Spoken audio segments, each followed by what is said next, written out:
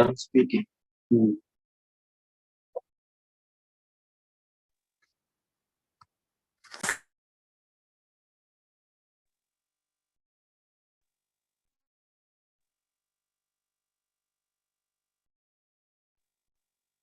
Okay.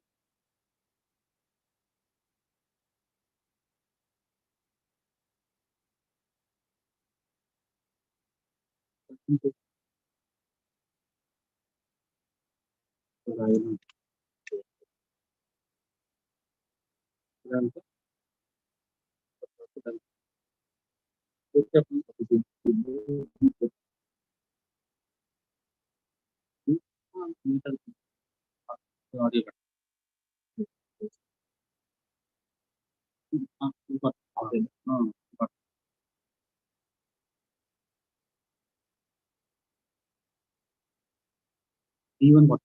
Because you're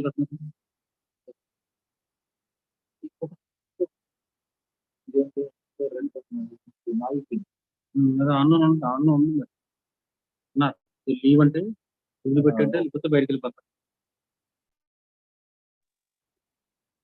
అలా ఉంచండి call audio వినండి sir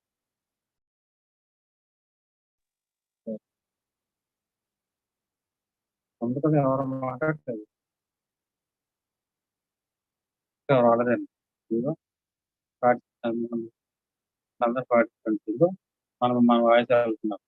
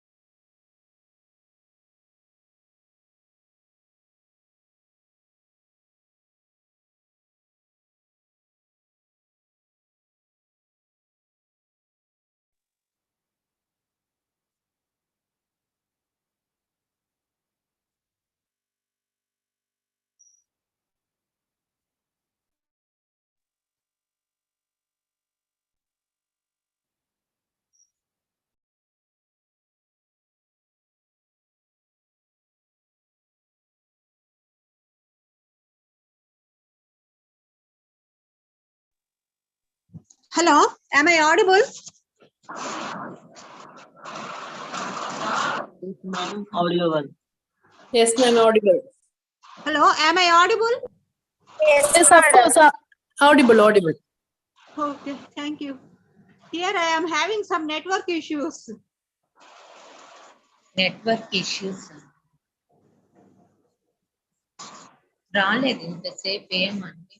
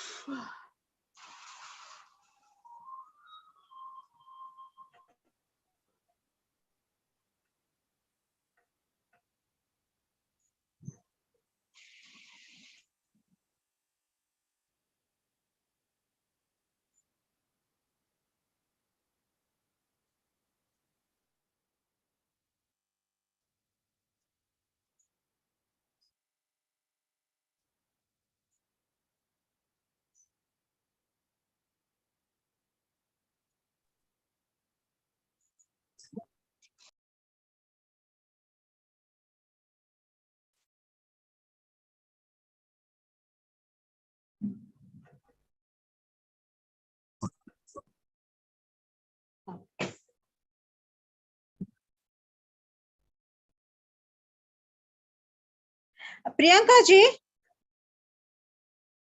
Good morning, ma'am. Good Am I morning, audible? ma'am. I'm अपने audible. आप को शेयर करना पड़ेगा ये पीपीटी कुछ होता है तो. I will just see if I'm able to do it. Right? Okay, thank you. Just wait. Let me see what I can. Better. Because I am here having network issue, so my laptop is not working. Aha.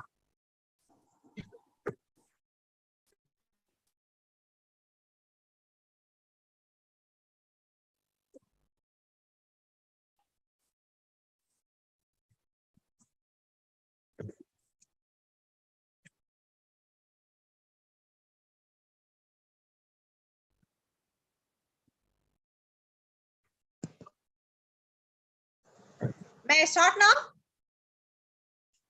Yes. How many people are there? Let me check first of all, and then yeah, around 30 participants are there already. I don't know whether YouTube live will go or not. I don't know, but however, let us start now because time is running out.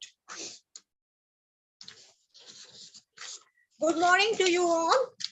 And it is my immense pleasure to welcome you all to the national webinar on promoting literacy for a world in transition, building the foundation for sustainable and peaceful societies in celebration of International Literacy Day. Usually, I mean, all the extension departments, they used to celebrate the International Literacy Day, which was observed by the UNESCO every year, UNO also every year.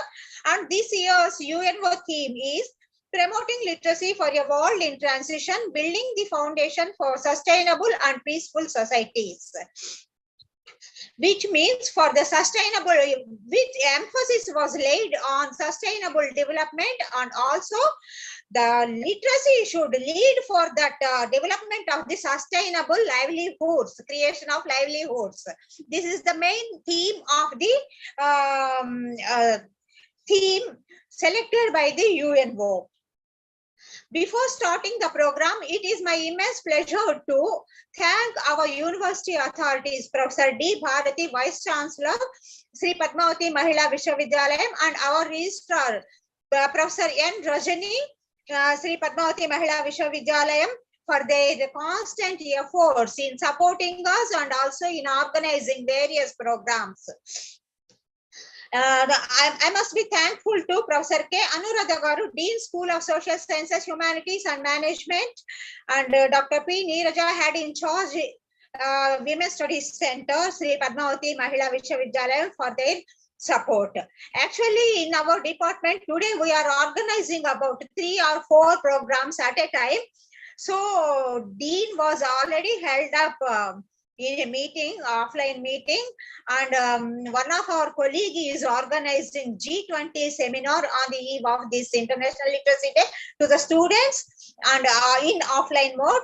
And also our head in charge, Dr. P. Neeraja, is also organizing one program under the aegis of NSS, National Service Scheme. So I must be thankful for their support extended to me, and they also wished me to make the program succeeded. Thank you, one and all. And I must be thankful to Priyanka Sharma, who is also Associate Professor in the Department of Lifelong Learning and Extension, University of Jammu, for her ready acceptance to be the resource person. Actually, today, the majority of the adult education departments or lifelong learning and extension departments, they'll be busy in organizing their own programs. But instead of her busy schedule, she has readily accepted to attend the program and to be the resource person for this program. Thank you so much, Priyanka ji. Thank you. And I deem it a pleasure to invite you all the participants. And also I must be thankful to you all. Without your presence, this program would not have been would not have been be limelighted. Thank you so much. Though it is formal, I just want to introduce about our university to you all. Sri Padmavati Mahila Vishwavidyalayam was founded by late Sri N.T. Ramarao Garu, the then Chief Minister of Andhra Pradesh, in the year 1983. The vision of the university to be the premier center of education, both general and professional, for women to acquire knowledge, skills, and attitudes required to lead life as complete citizens and pursue careers of their choice, and mission of emancipation of women through acquisition of knowledge and empowerment through skill upgradation, involvement and participation in various occupations in the society, and towards the end of establishing a progressive and egalitarian society. It was started with 10 faculties in 1983 and 300 students and 20 staff members.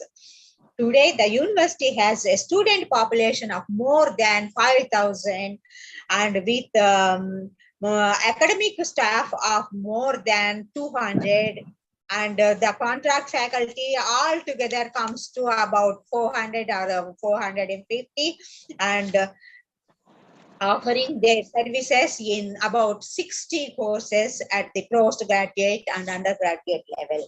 This is about the progression of our university. And with regard to the Women's Studies Center, Sri Padmavati Mahila Vishwavidyalayam, it was declared open in 1984 and received funds from the UGC since 1988, which with a motto of teaching, research, field outreach, and training on the women related issues, and for the upliftment of the women at community, and to make the higher education accessible to the girl students. Further, it also aims to promote intellectuality among different sections of the population, activists, NGOs working in the field for women empowerment and women emancipation, and train various sections of the women groups so as to promote required skills and potentialities among them suitable to the global context on par with the male counterparts. The faculty of the center is involved in teaching, research, extension, and training. Since its inception, we have completed more than 90 research projects from the center funds, organized about 800 extension programs, including entrepreneurship development training programs, and reached about 1 lakh beneficiaries. We have tried to bring attitudinal changes and to empower the women belonging to all sections of population. I can proudly say that some of our trainees of entrepreneurship development of the training programs, they have started their own ventures and they are progressing like anything. With this brief introduction of our university and Women's Studies Center, now I would like to introduce about the resource person, Dr. Priyanka Sharma. Dr. Priyanka Sharma did her master's in psychology and also a doctoral program in psychology, working as and presently in the Department of Lifelong Learning and Extension in University of Jammu. She has developed many courses and curriculums such as postgraduate diploma in rural entrepreneurship development, short-term course in research methodology for teachers, and short-term course on contemporary enhancement for preparation of world of work for undergraduate and postgraduate students of Jammu University, a course on SPSS usage for teachers and scholars, short-term course on entrepreneurship development for the teachers of professional colleges, member of the committee for finalizing the 3-month postgraduate certificate course in rural management. She has completed so many research projects and her credit, and she has conducted evaluation studies under the part also. She is a member of 4th review mission of midday meal scheme and non-official nominee in the governing body and executive committee of Sarvasiksha State Implementation Society, and co-coordinator for collaborative study entitled Attitudinal Study Towards Girl Child in Northern States of India, etc. And she holds several other responsibilities at university also. And she acted as a resource person for several programs.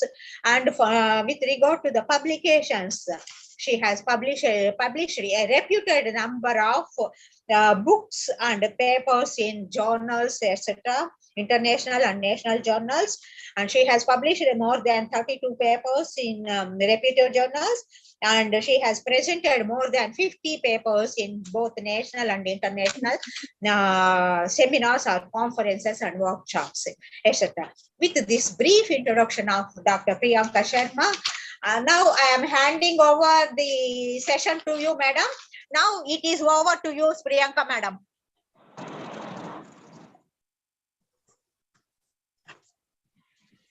Yes, ma'am, am I audible?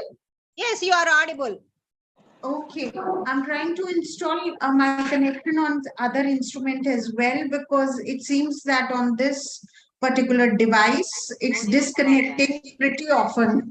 That's the drawback of technology. Right. Very good morning to all the audience present here. I believe most of them are the students and the faculty and also the authorities of your university. Am I right, ma'am? Yes, ma'am. Yes, ma'am. I take this opportunity to thank Professor Uma and all her colleagues for having invited me on this eve of International Literacy Day, and speaking on the most talked about topic of today, linking literacy to the sustainability. Well, conventionally, as Professor Uma has pointed out, the Department of Adult Continuing Education have been just engaged in discussing literacy scenarios in the rural societies. Just a second, give me a second, ma'am.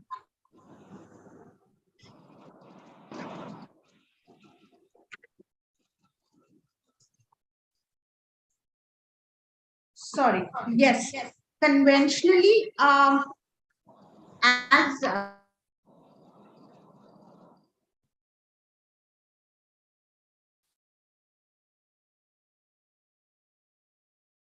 Do you have any PPT?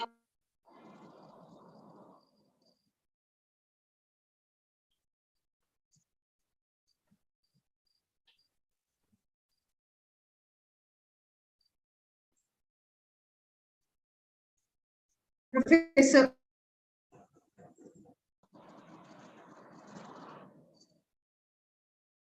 that our departments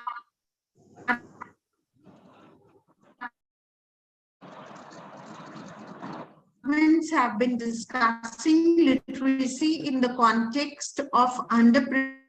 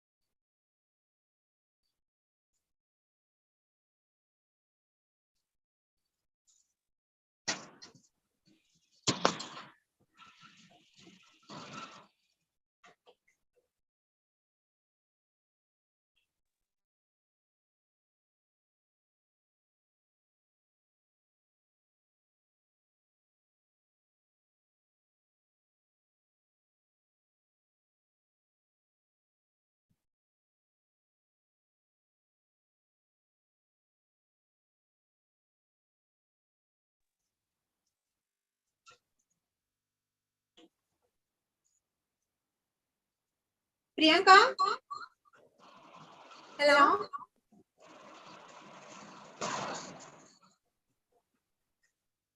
Priyanka?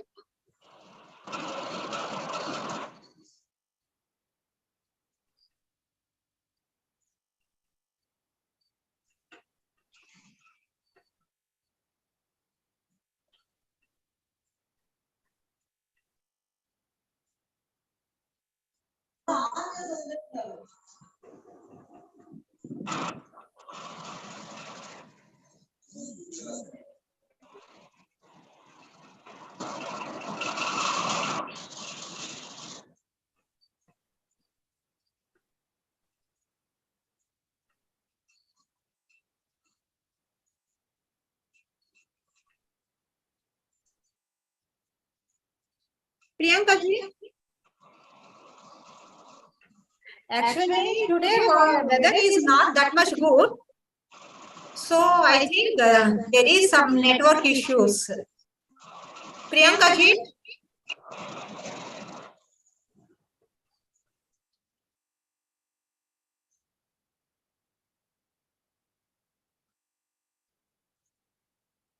Hello?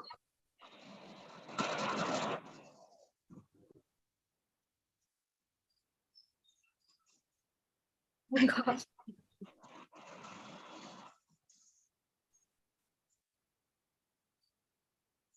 Actually, until Priyanka joins, I just want to have some discussion with the participants, and I think we all know that about the sustainable livelihoods, which is under the sustainability of the existing resources for the future generations also. We better to choose or opt for such livelihoods for our betterment, and they may useful for not only for us but also for our offsprings also for develop themselves. That must be promoted. Right now, the UNO and UNESCO is also promoting such type of livelihoods and also such type of livelihood creation. So all the governments are taking up initiations for promoting the sustainable livelihoods. If anybody wants to say about these livelihoods, sustainable livelihoods, I welcome you.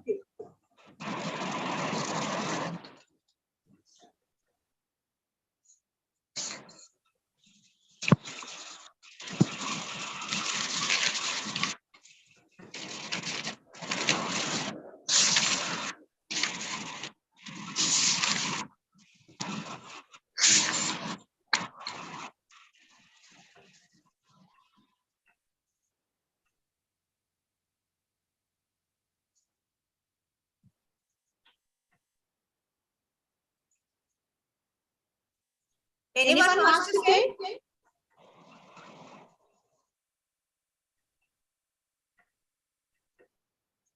I request you for your active participation.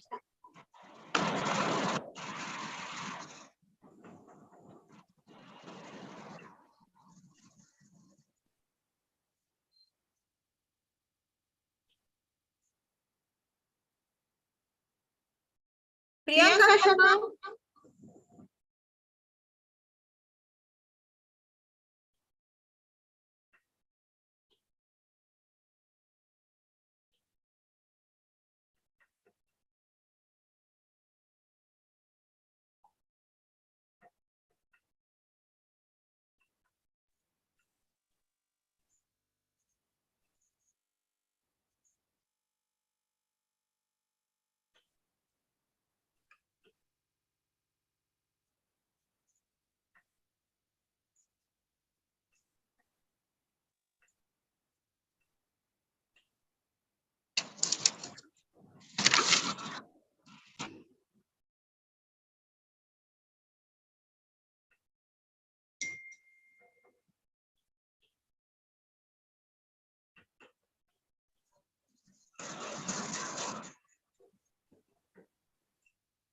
Actually, the UNESCO has recognized some goals for the sustainable development of the world. There are no poverty among the countries or the people, and zero hunger.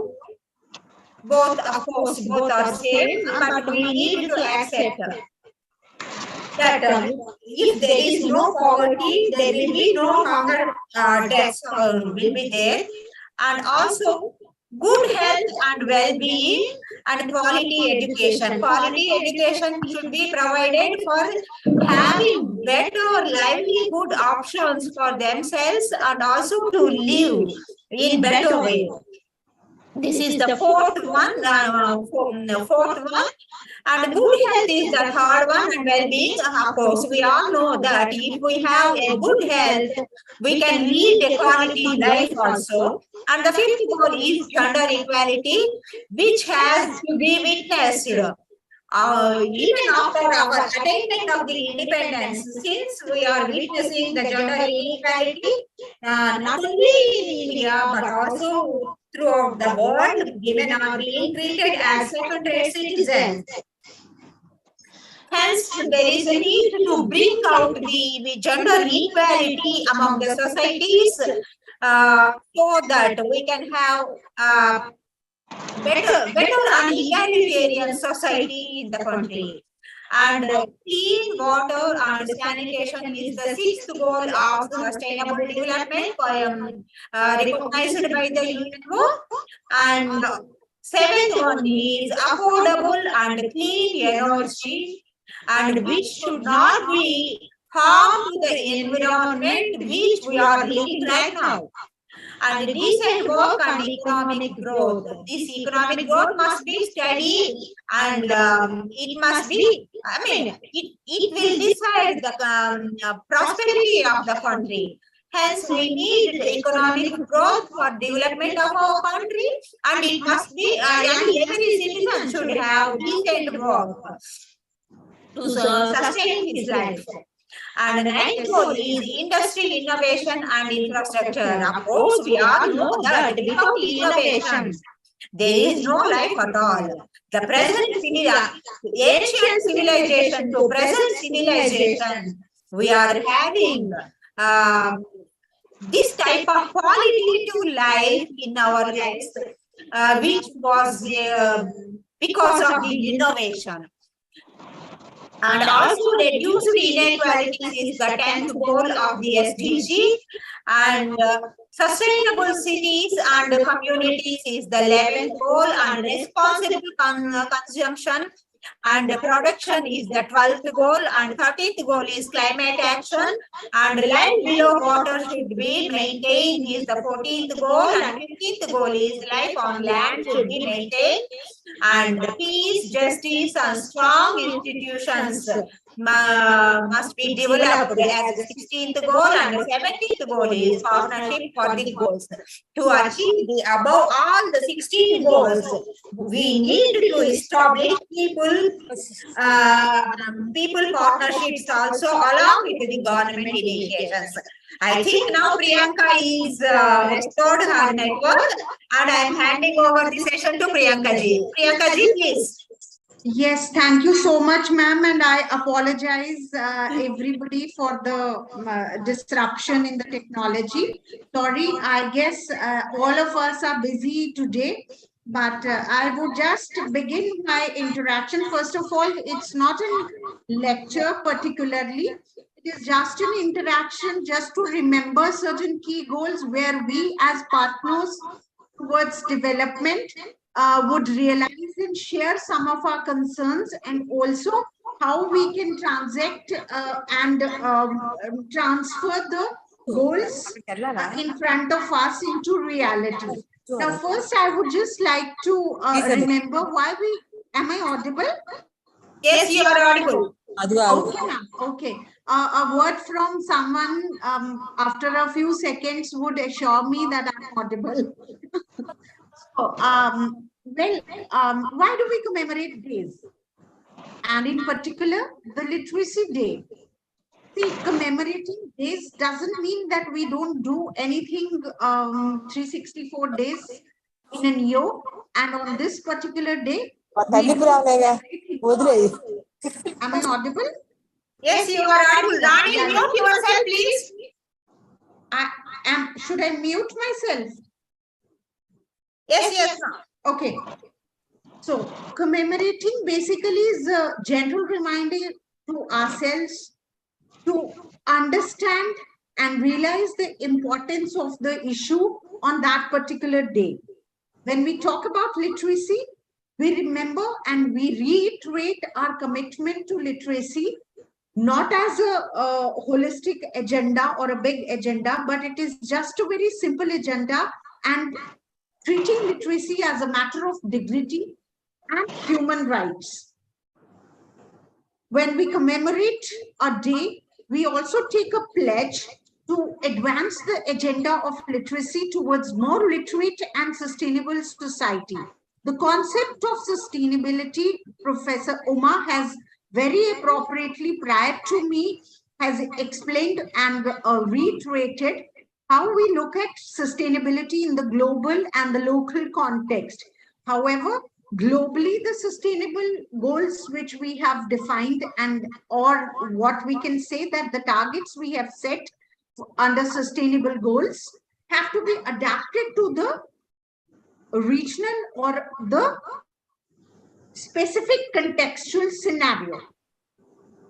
Commemorating this particular day is also our pledge and our understanding about addressing the sustainability to meet the global context, as well as address the rapidly changing global scenario and giving new meaning to the literacy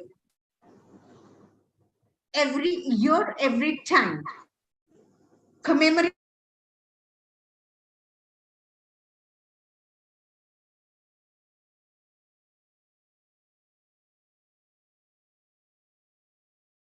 the inequalities across the world, region, countries, and populations. So this is my understanding of commemorating a day, especially in order to understand the context of literacy.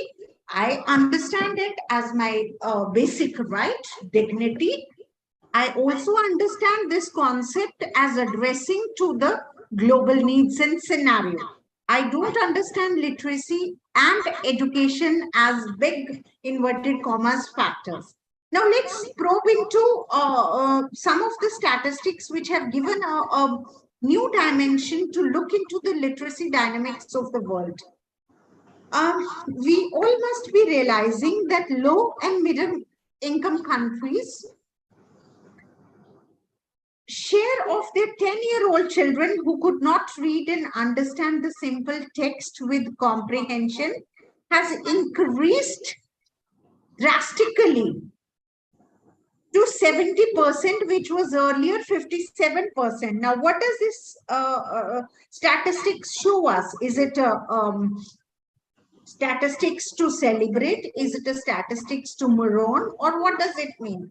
It simply means that literacy, as we understood earlier in the earlier context, reading, writing, and comprehension skills, we have been able to achieve to a larger context, whereby enhancing our percentage of 57% in 2019 to 70% in 2022. I don't see it as a bad statistics at all. If this is not a bad statistics, then what is ailing and what do we need to do next? What is it we need to address further? Now, when we look at post-19 and recent past 2-3 years, we look at literacy in a different context altogether. And why we have looked into the literacy and related context differently is because of the rapid changes in the globe and the nature, which has forced us to look into that. Now, what has been so recent? Recent is climate change. Recent is conflicts, which we've seen in the different aspects different parts of the world. Recent is the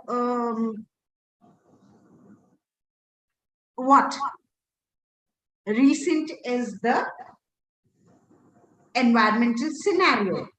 These and related aspects has exacerbated the challenges of the literal literacy, which we've been defining so far, and particularly our departments of lifelong learning and adult literacy. Now, International Literacy Day 2023, to my understanding, is an opportunity to join our efforts to accelerate all the efforts to address these challenges faced by us. These are also our efforts, consolidating our efforts to achieve the Sustainable Development Goals on education and lifelong learning. All these goals have been very well defined and reflected to you all by my previous colleague. ILD 2023 is also an occasion to reflect upon the role of literacy in building more inclusive, peaceful, just, and sustainable society. Now, by taking efforts in these directions, what are we aiming to do at? We are trying to embrace the reciprocal relationships between literacy and other areas of development. In nutshell, what we are trying to say, that literacy is no more the numeracy and reading, writing, comprehension skills. Literacy is a very holistic concept which is to be seen in the context of our relationship, our ability to connect with our fellow human beings, our ability to attain our sustainable livelihood, our ability to develop a relationship with the mother nature, our ability to develop peace with our own selves and our fellow nation beings. So literacy is not merely the numeracy and language skills. It is central to the creation of societies, central to the sustainability or sustenance of the society, and contributing to the development of the societies. It is our contribution to generate interest, motivation of people to acquire, use, and develop the literacy and numeracy skills as well as connecting it to the holistic sustainability skills. Now, sustainable literacy is the new buzzword in the present era. Now, what does this actually mean to all of us? It means differently to all of us, but basically it means acquiring knowledge, skills, and developing mindsets that allows individuals to become deeply committed to building sustainable future and assisting in making informed and effective decisions to this end. So, if we go by this definition on understanding of sustainable literacy, it doesn't require the hardcore or learning knowledge only. It requires our skill, our mindsets, our adaptability. This is the core issue to address the literacy issues globally and regionally. Now, in the wake of the recent computerized and digitalized world, these issues still and become more important. Now, the question I make or pose to myself and my fellow colleagues in educational institutions, starting from school to higher education institutions, is then what are we expected to work upon when it comes to the context of literacy? If I answer my own question, My answer would be my role in transmitting the domain knowledge on the issues of literacy is minimized in the present context, and my role as a teacher has become more facilitative, and I am expected to perform more on skills and mindsets of the youngsters. So this is the first realization that I'm a facilitator to address the change issues in the young mindsets and addressing the issues which have global, worldwide, and regional challenges. The core and the domain knowledge can be provided by many. When we look at the core issues which challenge the present world, we all know there are tremendous, many issues: political instability between nations, conflicts between nations and human minds, poverty and unemployment are age-old daunting issues which challenge us. However, building institutions which can follow strong governance climate is the newer challenge or a newer issue which is posed to us.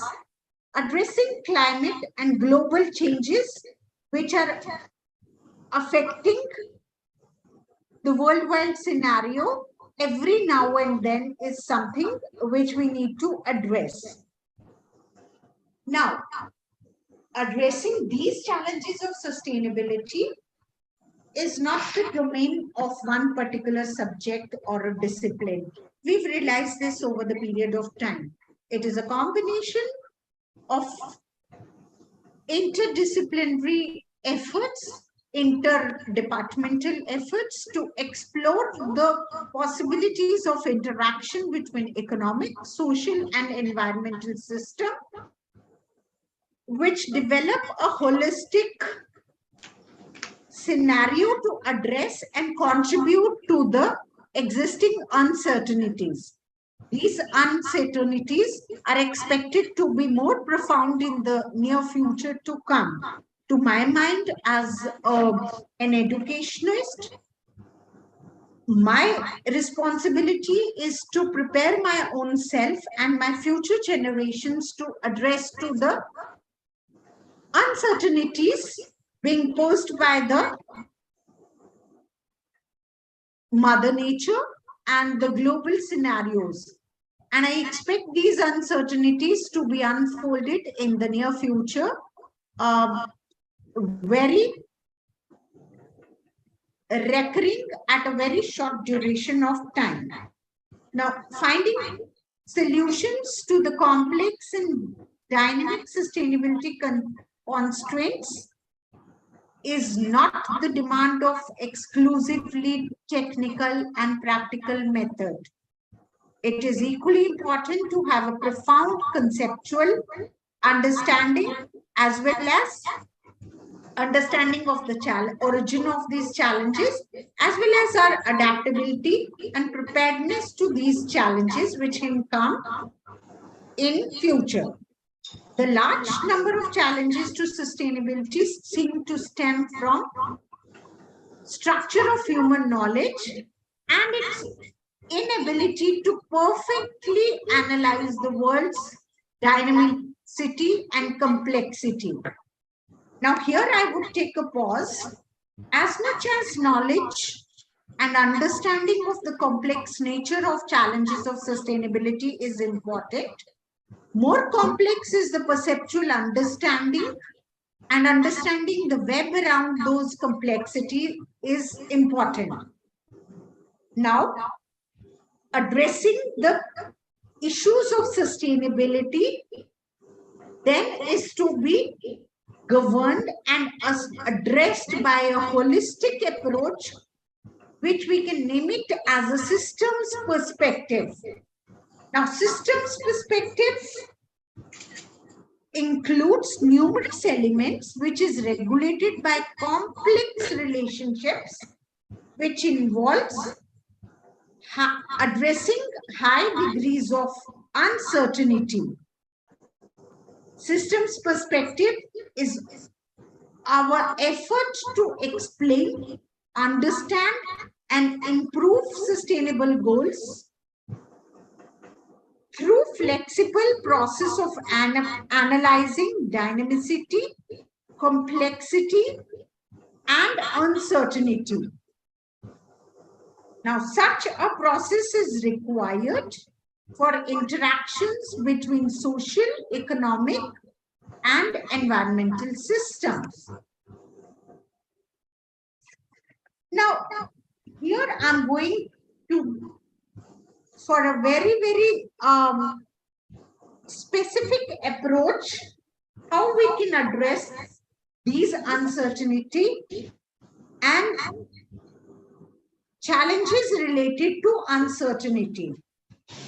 My address today is just to equip you and equip my own self to understand a particular theory called gray systems theory, and using the dynamics and understanding of gray systems theory in addressing the challenges of literacy, uncertainty, and the global challenges which are being faced by mankind in the present era.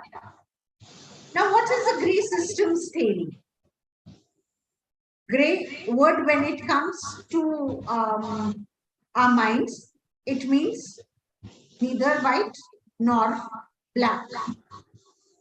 Yes, certainly it's neither white nor black. Then what it is and what it has to say about the challenges of the world and how it equips us to face the challenges of present world. Now let's first understand the gray systems approach and how it unfolds the processes of human process. Now fundamentally,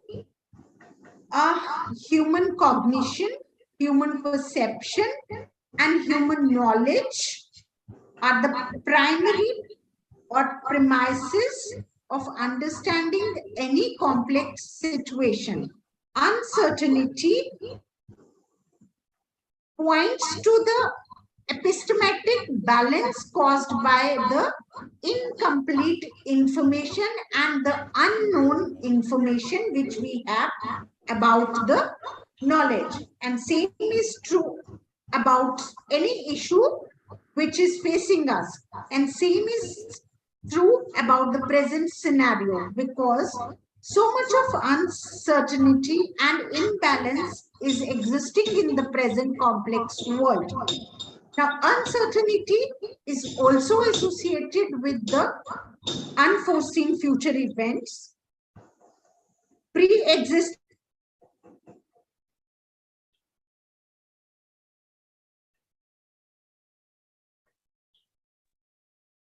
Was I disconnected for a while? Yeah, you are audible. Yeah, okay. So here we were discussing about the uncertain world of present and what are the features of uncertainty which mankind and we all are facing in the present context. Uncertainty is associated with the future event. We faced a pandemic just few years back, and its ripples are present now. We are still not sure what's in treasure for us tomorrow. Our uncertainty and perplexity is related to the existing physical infrastructure, which any moment would be declared insufficient to meet the pandemic or issue which we'll be facing now. Uncertainty arises partially because of observable environment, random environment, lack of knowledge, or both? Now, what does this uncertain environment and ambiguity pose?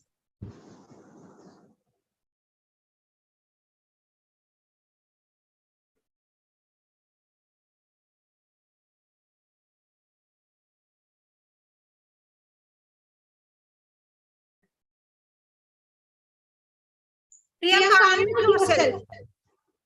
Yes.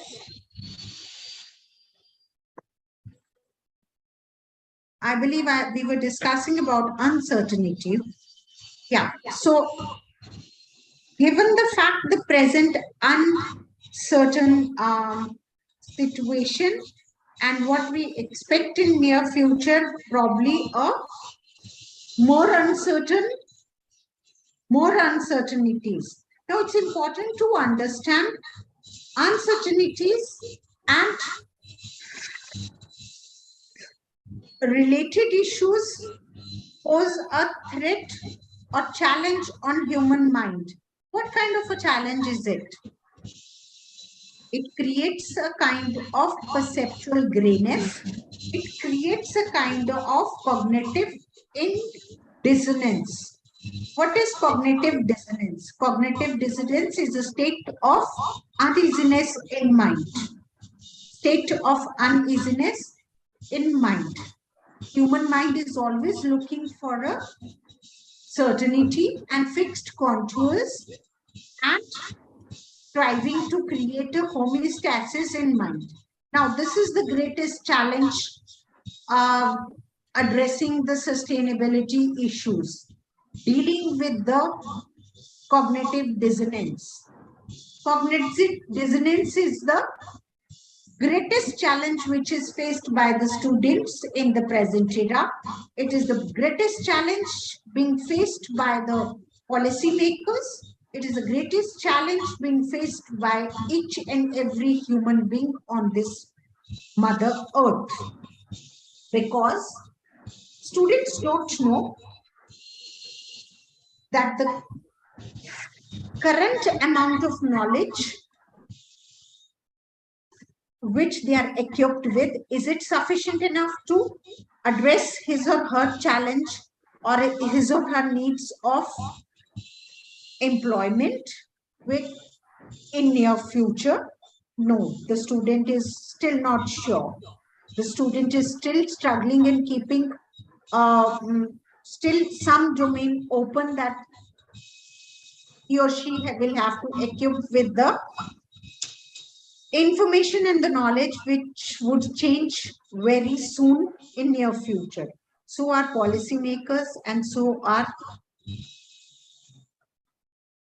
other stakeholders of development perplexed with the issue of cognitive dissonance. So this very appropriately explains my understanding of the notion of grayness and how a systems theory of grayness provides some possible answers or some possible preparedness to meet those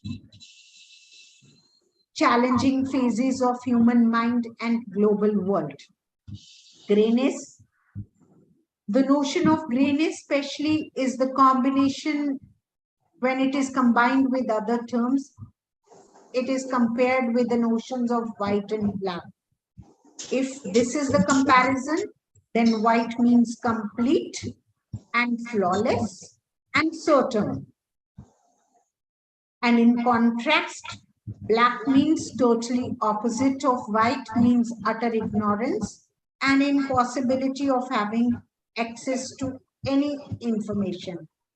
Now, are we living in the world where we totally have a white information with us and we can pose that we are complete, perfect, flawless? Can we say so with certainty? I cannot say so. I don't know about you all. But can we say that we are totally blank zone? We have utter ignorance and impossibility to access or gain any information. I cannot even say so, because I live in a global world where lots is available through internet. So I can't be totally ignorant, but I can't pose myself to be totally perfectly knowledgeable to meet any challenge of present and future. So, however, gray is the middle path. Gray is the middle path, or the in-between area. And we have to accept the reality that we are living in a gray world, or a gray areas of reality today, where we are partially sure this is the truth, where we are partially not sure. Maybe some other needs we have to address to. So the principles of gray systems theory are just that. It tries to look into informally address the existing pieces of information available with regard to the issues we are addressing in the present scenario. The first principle of gray systems theory say, when we say object A is different from object B, we have some information about both. However, we have little information about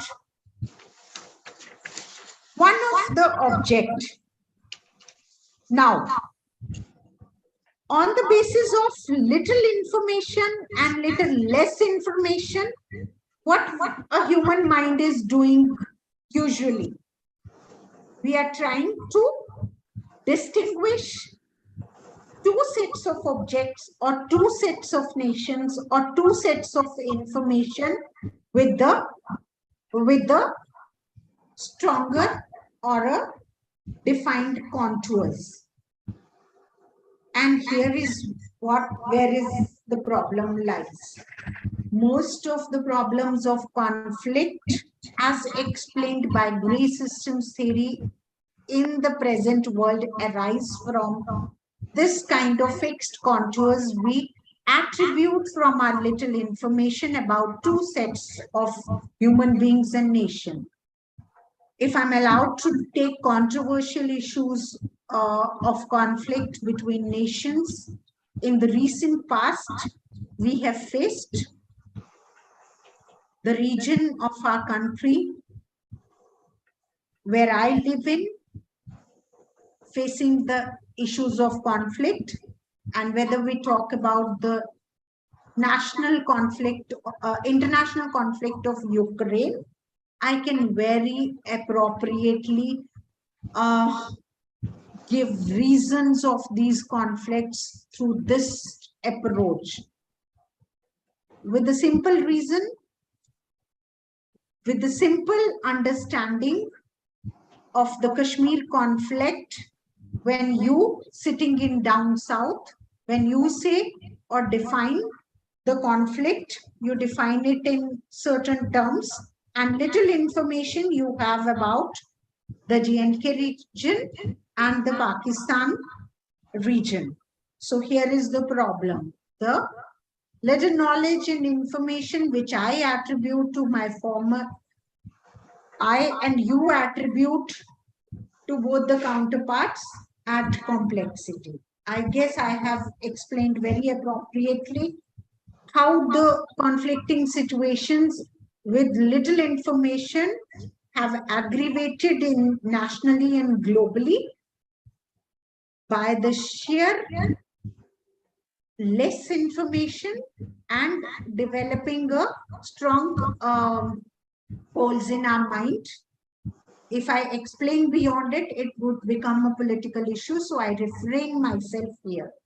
The second principle of grayness is principle of non-uniqueness. Human minds kind of put non-unique entities, non-unique food, non-unique human beings into different categories. A person who doesn't look like me, the person who doesn't think like me, the person who doesn't react like me, I, as a human being, would categorize that non-uniqueness to a little adverse or a negative scenario. Here is the principle. There is nothing called someone or a situation which is different from me and is non-unique to me. How can I say it's bad or wrong? So the principle of grayness allows me to come from that bad zone to come to a gray zone. It can be different, but I need to accept it a bit, and I reserve the little power to reject also. So we need to bring the non-unique events of our life to a gray zone. The only solution to address to the conflicting mind, because solution doesn't lie in black or white. Solution lies somewhere in between, and gray is in between. Then the next principle is principle of minimal information. How can I have a perfect and a complete information about the Ukraine war? The information which is available with me about the Ukraine conflict is through media and by little reading. But I pose myself to be a person having no all information about this particular scenario, and my address to any conflict based upon this minimal information has to be lopsided. That is, we should not refrain ourselves from closing our mindset from generating new knowledge on the basis that we have sufficient information available. We have lots which is unavailable, and we should never draw contours based upon the present information only. So this gray systems theory again puts our present knowledge and information as an insufficient base to draw conclusions from the present knowledge. Gray systems theory again pushes me to understand the principle of recognition base.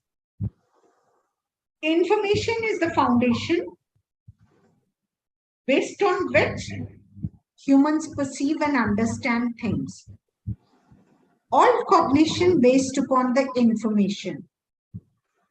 Without information, humans cannot recognize anything. Now, when we look at the present global scenario, are we sure the information which is available to us in the present scenario is one, sufficient enough to deal our perceptions and cognitions and draw a certain cognitive map? Second, are we sure about, because most of the information in the present day information world we derive from the media and other sources. Are we sure that in the era of yellow journalism, already processed information is not reaching us? If that is so, what is our responsibility now? Our responsibility is not to push our cognitive mindsets to extreme ends through the information which we've received through limited channels. Again, we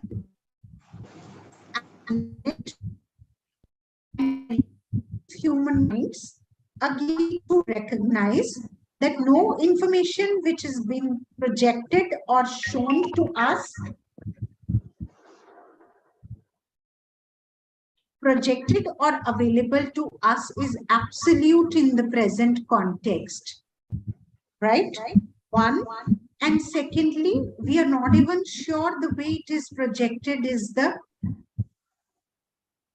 includes 360-degree understanding about the issue altogether. So before our mind works and develops contours with regard to the present information and understanding of the problem, we as learned human beings first should put ourselves in the gray zone and then should look into the information, knowledge and dynamics of the conflict and other related issues through all stakeholders through different corners by acquiring 360-degree knowledge.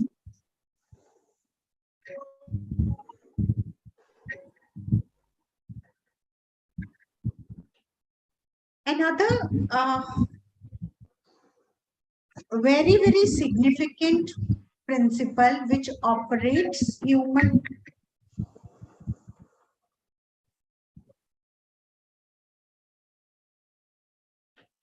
just a second, I need to switch off my phone. Disturbing.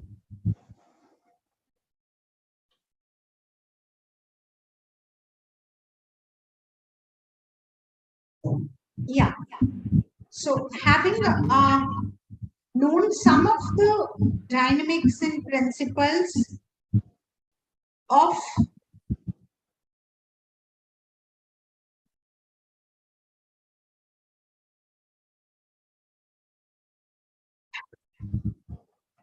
gray systems theory, it kind of pushes us to not to understand everything about the phenomena too early and through limited resources available.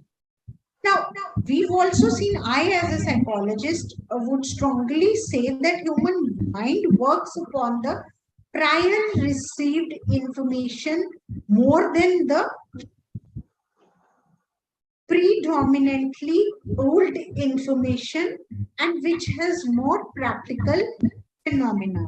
So in nutshell, what I'm trying to say that human minds are more receptive to the recently received knowledge, information and viewpoint about the phenomena. Having known that, we cannot undermine the importance of the old and the genesis of the phenomena. So striking a balance between the genesis of the phenomena of conflict and what are the recent and the most dynamic nuances of the same phenomena is something new learning societies have to address to and develop this as part of our persona. So with these words, I would like to pause here and would like to have little interaction from all. I know there is nothing conclusive I have shared, but I'm sorry to say we as educationists now have to come out of the disseminating knowledge mode to the adapting scenario mode, where we need to unlearn ourselves to adapt to the global scenarios, whether it reflects to the literacy and the newer demands of literacy being posed on the mankind, whether it is to adapt to the sustainability principle and the goals of global world. And when I look at myself, I believe and I strongly feel that my role as a knowledge sharing agent in the higher education system has been reduced. Probably computer has taken over me. Probably my younger lot, who is probably more knowledgeable than me, has to share or educate me more. But yes, I don't feel myself redundant in the present scenario because I feel I need to be a stimulator, and this is to address the global and local changes, which is where we as experienced people probably can find ways to look into more resilient solutions, ways to look. We are nobody to find or provide resilient solutions, but pushing our own selves and pushing our younger minds towards resilient societies is what we can do. I believe I have made some sense to the audience, and I have been able to connect with you all when it comes to literacy, sustainability, and my way. I couldn't have expressed 110 ways of looking at sustainability and addressing the world problems, and I'm also not equipped with that. But I found that gray systems theory may not provide us a direct way to look into the global challenges and the regional challenges being faced by us, but certainly it can hammer our mindsets, push us into adaptability modes. So this is all which I had to say. I would want all to reflect upon their understanding, and any questions if they have to ask me, I'll be happy to interact on that account. And once again, I express my gratitude to my fellow colleague, Professor Uma, and all her colleagues having given me this platform to interact with you all. And thank you so much. Thank you, Priyanka ji, for your fastidious presentation. And you have introduced about the adult education programs since independence and sustainability, sustainable livelihoods, present environment scenario, and changes on earth that are coming now, and how education will promote the quality of environment, and how adult education has had progression from the 3 R's to sustainability of the society, and promotion of sustainable livelihoods, technological innovations and changes brought out by the technological innovations in our livelihoods and lifestyles also, and the results of excess utilization of natural resources and the need for sustainability of natural resources for the future generations, and approaches for the sustainable development, challenges involved, and the psychological issues attached with it. Being the psychologist, you have touched the psychological issues also, and our responsibilities in safeguarding the globe, and also the sustainability of the nature. All these things you have touched upon in your speech, and thank you so much for Priyanka ji, and I am taking liberty to call you as Priyanka, being considered. Of course. With our intimacy. Thank you so much. And now the floor is open to all. If you want to pose any questions, you may raise your questions and you may get clarified. Now the floor is open for the questions.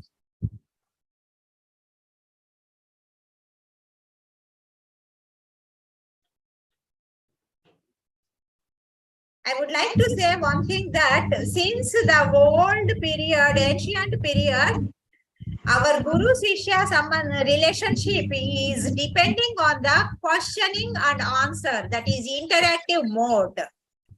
The interaction will enhance the knowledge, and it will be helpful to gain, not only gain the knowledge, but also in implementation also, it will take part. That is why I am inviting any question and answers. Please feel free to ask any questions, though it is not relevant. to present the topic.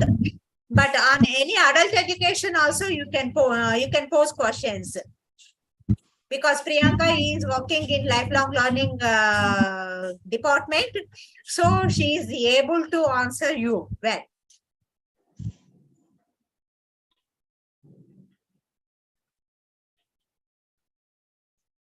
I request you all to raise your voices at last.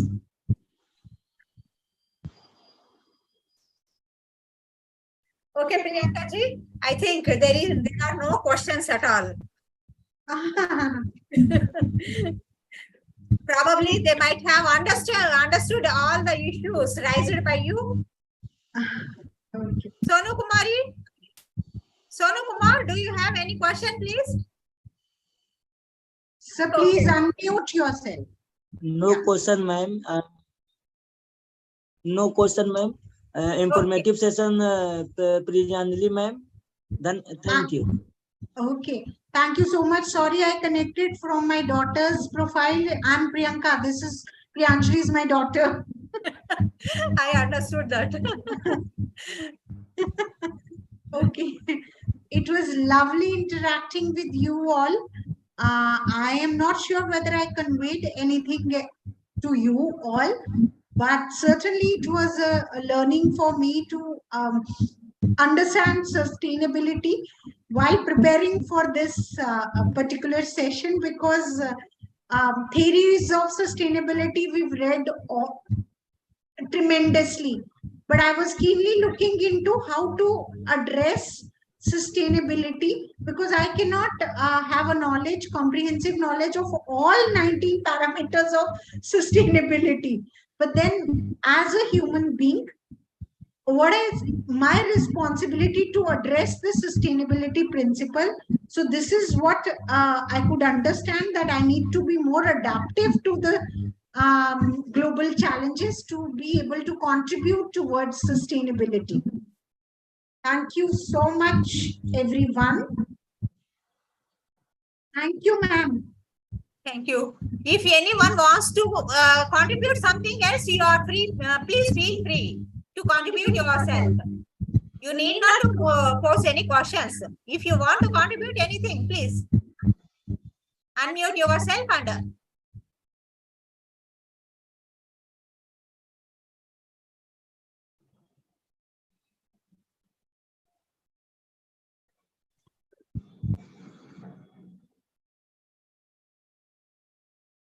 I think no more questions and no more contributions also, I think. Yes, madam. Fine, ma'am. Anita, madam.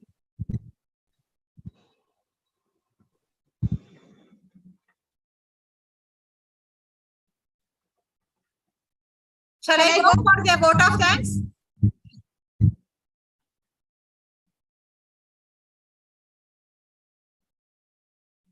With the acceptance of the floor, I am proposing the vote of thanks on behalf of Women's Studies Center. It is a privilege and great honor to me to propose vote of thanks on behalf of Women's Studies Center.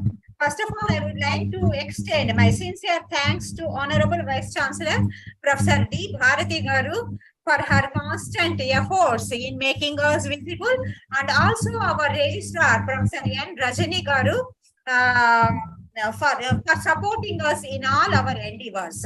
I must be thankful to, I just want to extend my sincere thanks to Professor K. Anuradha Garu.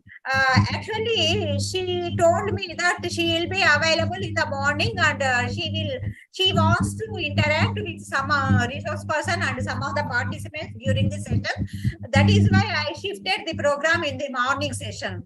But due to unavoidable circumstances, she is away from the university for attending another program. So she could not able to join with us. However, I must be thankful to you, madam. She is the Dean, School of Social Sciences, Humanities and Management. Thank you so much, madam, for your support and encouragement in organizing this program to me.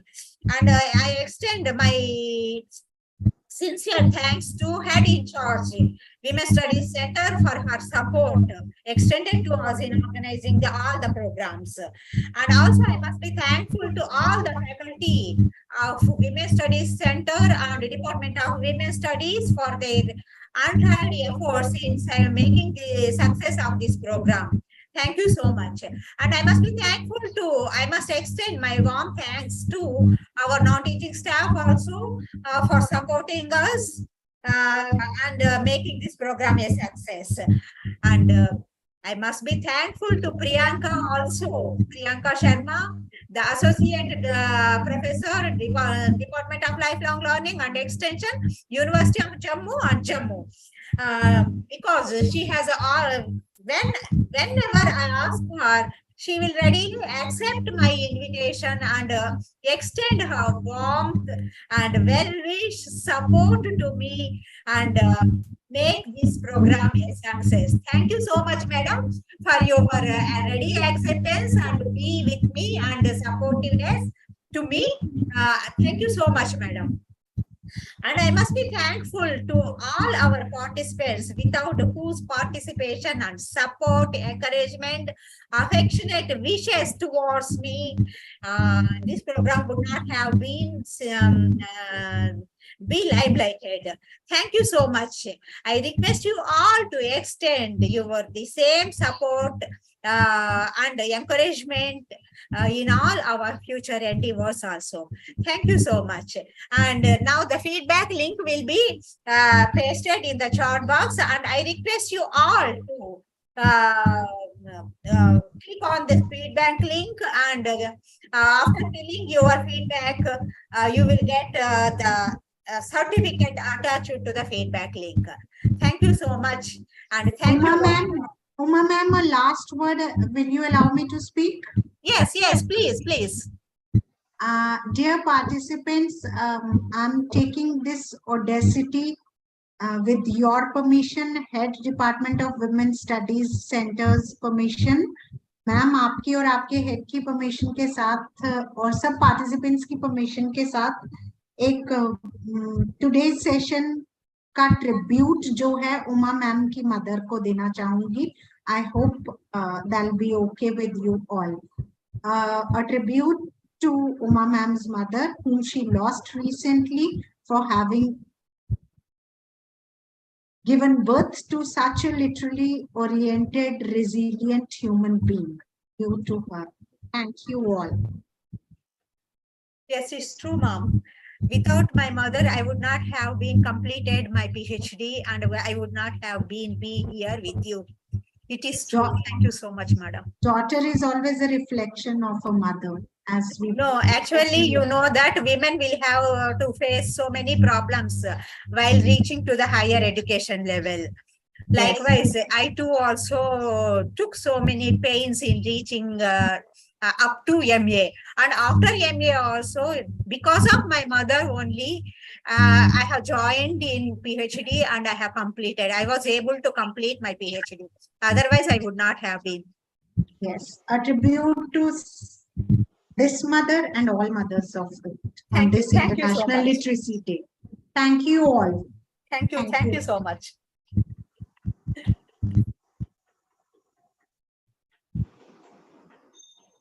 Please all camera open, ma'am. Yes. Uma ma'am, please Yes. all camera open. Taken a picture. Okay. I request you all to open your camera so that let us have a picture. Sucharita or Indrani, please take a snapshot. Screenshot, please.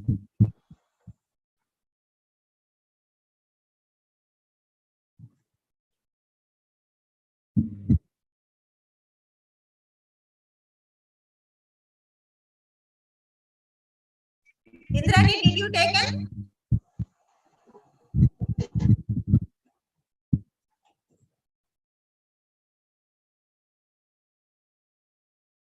Yeah. Indrani?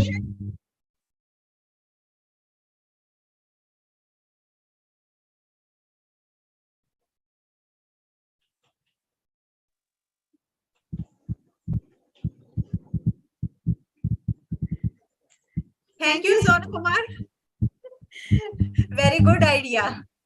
Actually, every time I used to forget it. Thank you so much for your cooperation. Yeah, I have already pasted the feedback link in the chat box.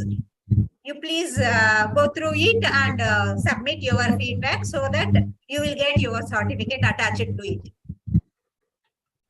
Thank you so much. And about 10 more minutes, it will be open and later it will be closed. Okay. Thank you. Thank you so much.